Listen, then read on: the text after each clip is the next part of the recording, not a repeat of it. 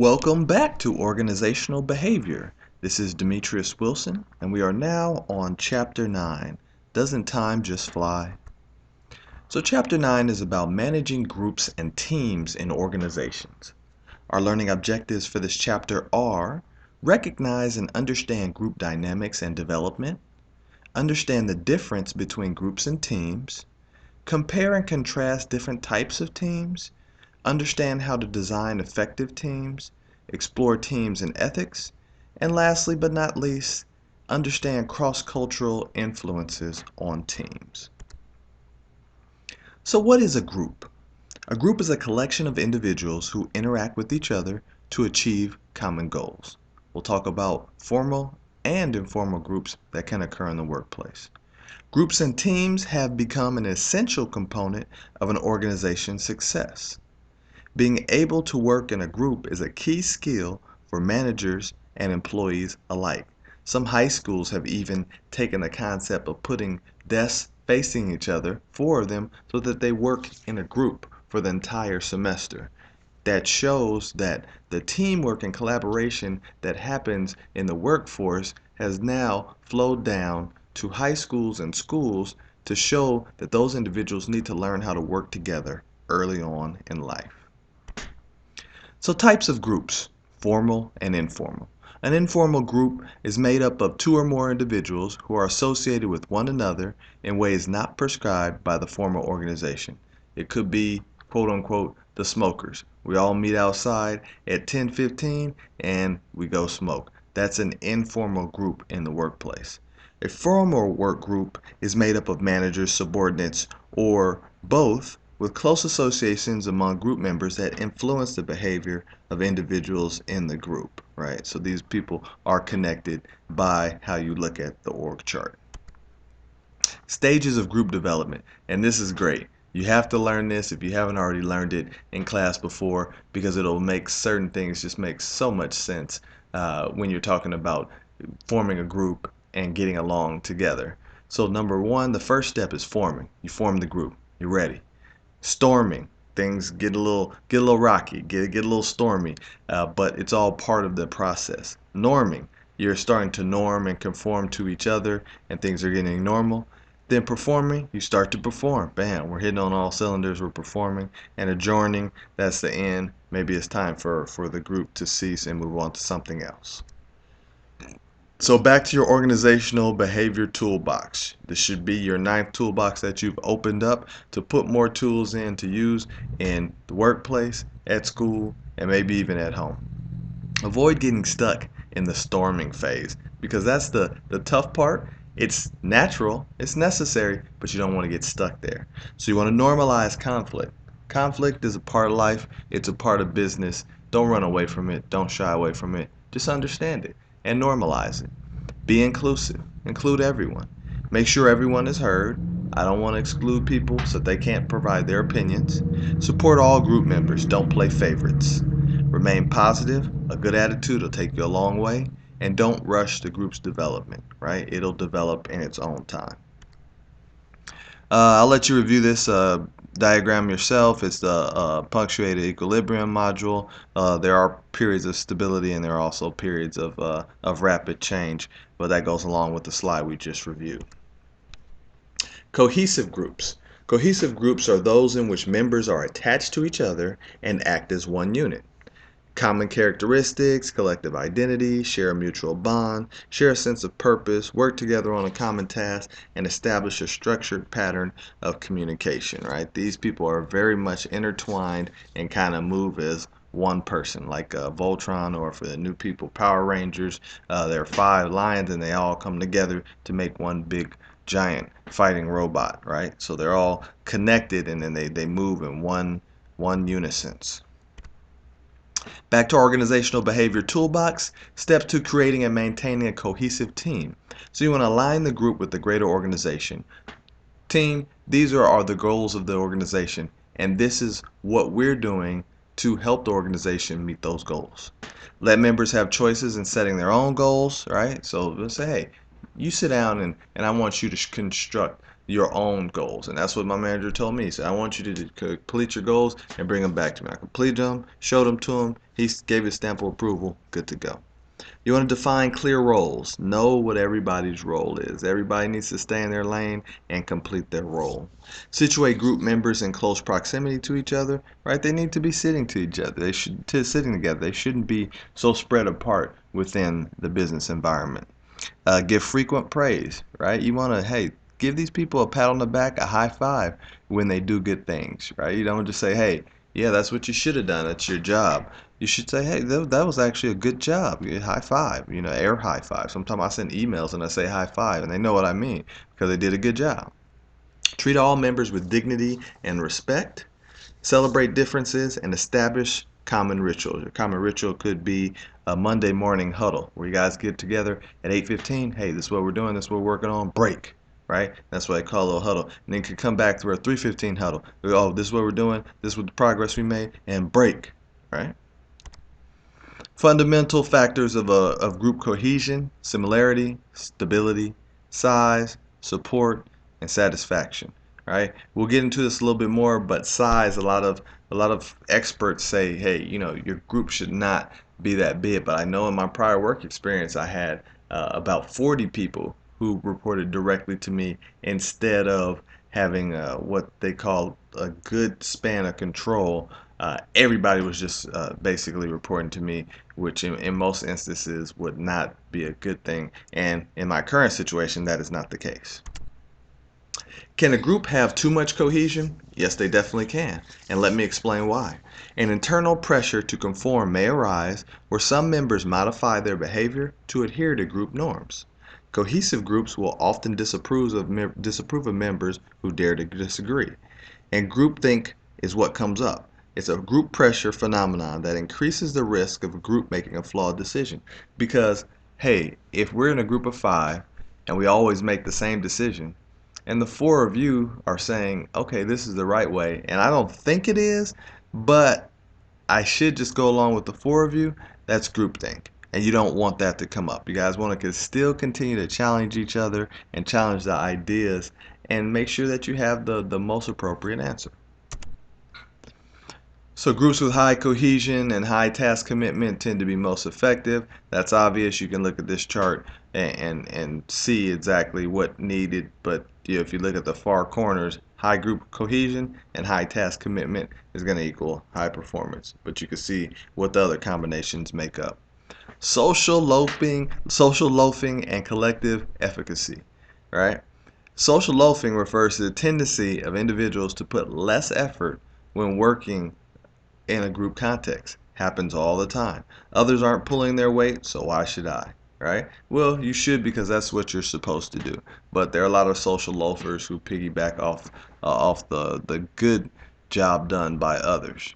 And collective efficacy refers to a group's perception of its ability to successfully perform well. Do we believe that we can perform well? Yes, we do. And then we actually go and do it. We can do this, and this is a good group. Back to our organizational behavior toolbox, tips for preventing social loafing in your group. Carefully choose the number of individuals you need to get the task done. So you don't need 15 individuals when it's truly only 5 people that will be working, right? The other 10, they have to go somewhere. Clearly define each member's task in front of the entire group, right? So these are your responsibilities, these are your marching orders, keep going. Design and communicate to the entire communicate to the entire group a system for evaluating each person's contribution. So you're going to be upfront about it. You're going to say, okay, this is how I'm going to evaluate your contribution, and everybody knows it. Build a cohesive group. Assign tasks that are highly engaging and inherently rewarding, right? We want to keep them stimulated, keep them working in a good manner, and make sure individuals feel that they are needed, right? I know that sometimes when people will go out on leave and they come back and they say, oh, did you have any problems? Like, oh, no, we just took your stuff and divvied it up and everything was good. Well, that individual may not feel as if they are needed, and it's quite possible that they're not. More discussion questions. They're definitely great for this chapter. Please be sure to pay attention to them. Ask them to your family members, friends, and classmates. Differences between groups and teams. A group is a collection of individuals, but different from teams in both scope and composition. A team is a particular type of group. a cohesive coalition of people working together to achieve mutual goals, right? We're going to work together. We need to achieve certain goals. A team is a smaller number of people with complementary skills who are committed to common purpose, performance goals, and approach for which they are mutually accountable, right? They're all accountable for these things. We need to work together. I know my team, when I was running a customer service unit, we had group goals, and one of the group goals was that to make sure that the department answered 80% of the calls in less than 30 seconds. That was a group goal, and that the average talk time of the entire group was a certain amount. So although we paid attention to individual statistics, we also paid attention to group statistics, and it helped people work together as a team and keep others honest and responsible. Teams are only as good as their weakest link, and you'll always hear that to the end of time. While Michael Phelps has been dubbed the world's greatest swimmer, no doubt, he could not have achieved his record eight gold medals in one Olympics Games without the help of his teammates. Right? So he needed to have those teammates to help him to win. He couldn't, swim all those laps himself. The purpose of assembling a team: accomplish larger, more complex goals than what would be possible for an individual working alone, right? So if you have a relay and track and you run the 4 by 400 and they're 400, you can't run a mile or 1600 quicker than somebody else can run a 400. So you have to understand that working in teams is the key. So perform, get results, and achieve victory in the workplace. Combine multiple skills or where buy-in is required from several individuals. And the best managers are those who can gather together a group of individuals and mold them into an effective team.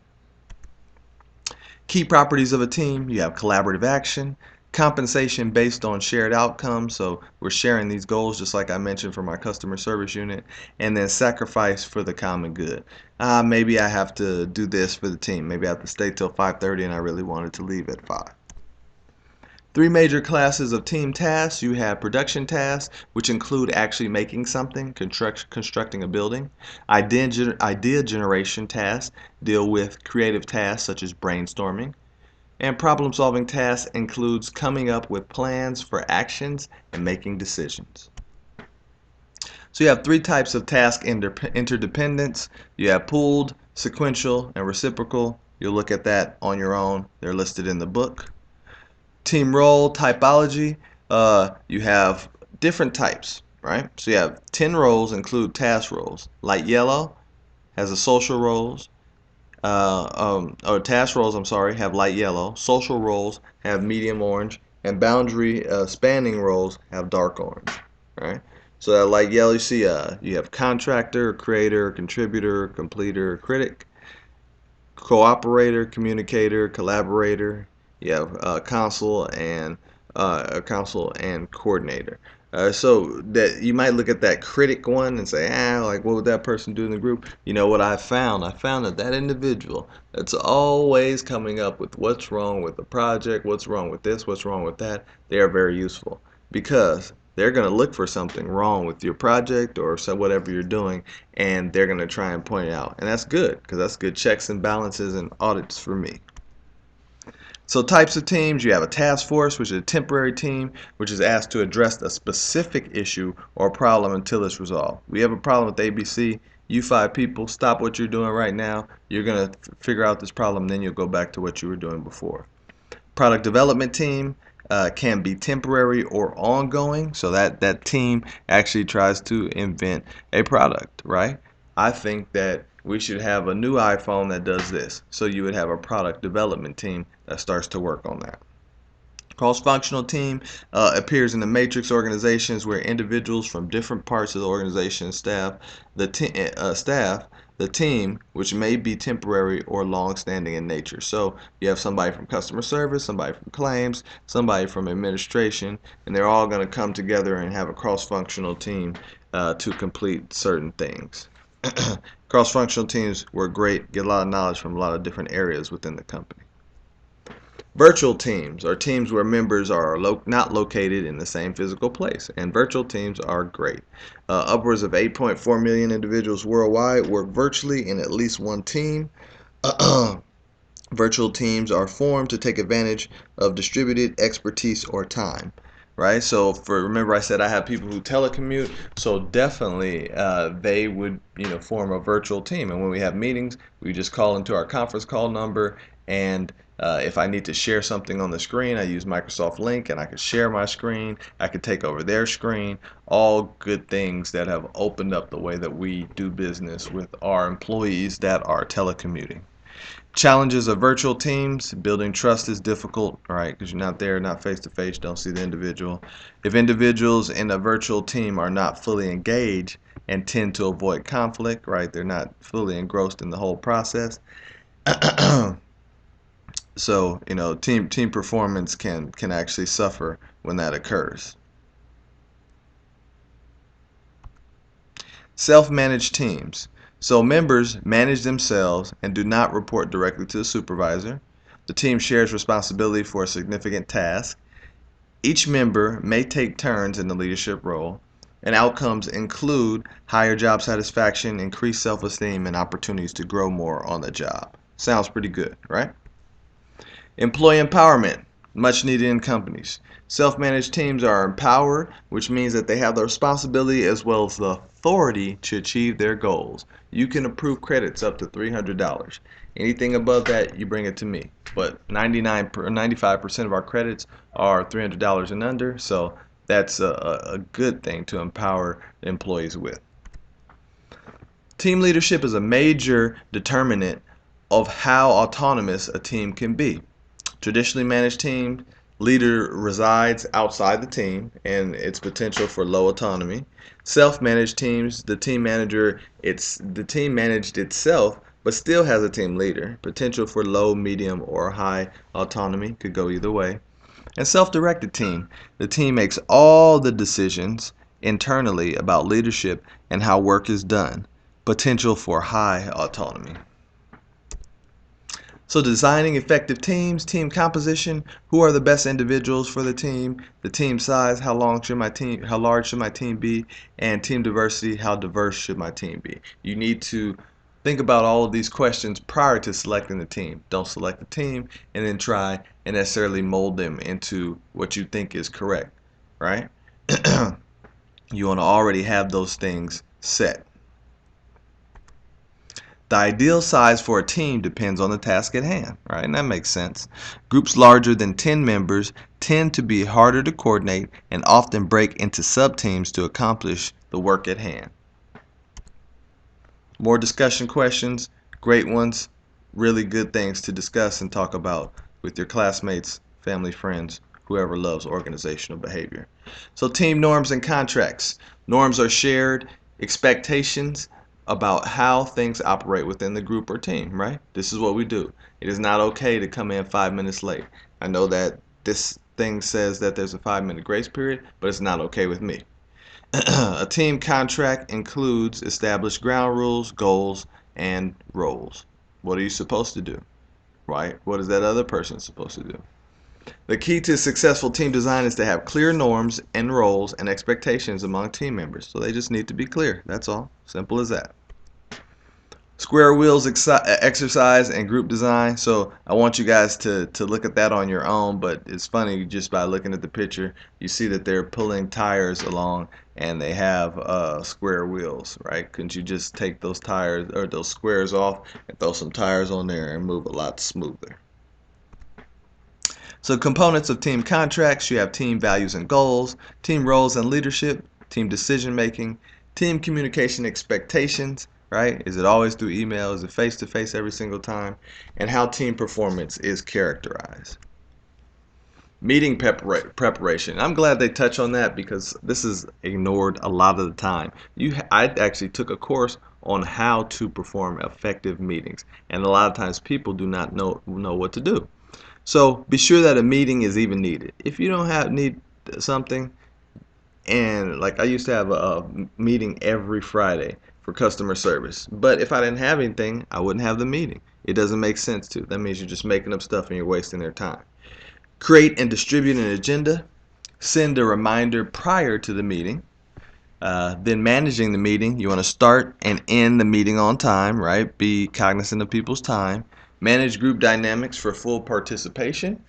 And summarize the meeting with action items, right? You want to say, okay, this is what we came up with, and these are the steps that we're going to take to get it done. So you want to summarize at the end. And after the meeting, follow up with the action items because Bob, you need to do this, Jerry, you need to do this, and Tom, you need to do this. A creative technique for effective meetings. Conducting meetings standing up saves time, yet keeps information flowing across the team, right? So if any of you have been in sales before, you know that a lot of times they'll tell you, don't sit in your desk, stand up. And you'll project a different voice when you stand up and you're talking to individuals on the phone. So I don't know what your company policy is, but I've seen that be effective quite often. But that's pretty good. I've myself have never conducted a meeting standing up, but you know what? Since I've ran it and looked at this and examined it, I think I am going to try sometime soon.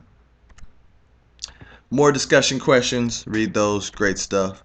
So barriers to effective teams, challenges, knowing where to begin, right? Where do we begin? Where do we start, right? Well, you typically start at just forming things together, but sometimes it's a little more complicated than that. Dominating team members. Oh yeah, the individuals got their hand up the entire time. They're the loudest individual, and they will not let anybody get an idea in. And that's why they end up having all the ideas with the manager. But the manager has to know and understand and see that and recognize it and say, you know what, you can't dominate the team. I'm in charge. This is what we're going to do. Poor performance from team members and poorly managed team conflict, right? Poorly managed team conflict, something happens between two individuals, you just sit there as a manager and watch it happen. You don't address it. Not a good thing. So discussion, and these ones are pretty good. So have you ever been involved in a team where one or more dominating team members hurt the team's performance? Definitely. I'm sure everybody has, or most people have. And if you haven't, great for you. And have you ever been involved in a team where conflict erupted between team members? And I definitely have. I actually been in a workplace where two individuals got into a physical altercation. And they weren't individuals with lower level positions. It was the company legal counsel, and then it was a guy who was the CPA. Building your cohesive team. You want to establish common objectives. You want to let members choose goals and participate fully. You want to define clear roles and responsibilities. Make sure everybody knows it's clearly explained. Build familiarity through close proximity, right? You want to have them sit together. Give frequent praise and validate. High fives all around. Good job. Treat all members with dignity and respect. That should be a given. Celebrate differences. We want differences because we want to tap into new potential in new areas. And establish common rituals. So we have our huddle at 8:15 and we have our huddle at 3:15 and break and say these are the things that we want to get done. Discussion questions at the end. This is the end of chapter 9. As always, you guys have a good day, a great week, and I'll see you when we begin again with chapter 10.